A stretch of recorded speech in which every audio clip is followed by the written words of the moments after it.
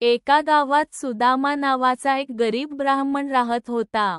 तो श्रीकृष्णाचा लहानपणीचा खास मित्र होता. दोघेही एकत्र गुरुकुलात शिकत होते. श्रीकृष्ण मोठेपणी द्वारकेचा राजा झाला, पण सुदामा गरीबच राहिला. एक दिवस सुदामाच्या बायकोने त्याला श्रीकृष्णाकडे मदतीसाठी जाण्यास सांगितले. सुदामाने थोडेसे पोहे बांधले आणि निघाला द्वारकेकडे. द्वारकेमध्ये पोहोचल्यावर श्रीकृष्ण सुदामाला पाहून खूप आनंदी झाला.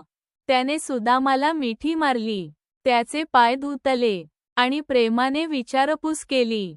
सुदामा काहीही मागत नाही, पण श्रीकृष्णाने त्याच्या मनातले वाचले.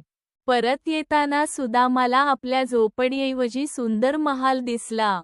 मुलांनो, या कथेवरून आपल्याला शिकायला मिळतं, सच्चा मित्र कधीच विसरत नाही.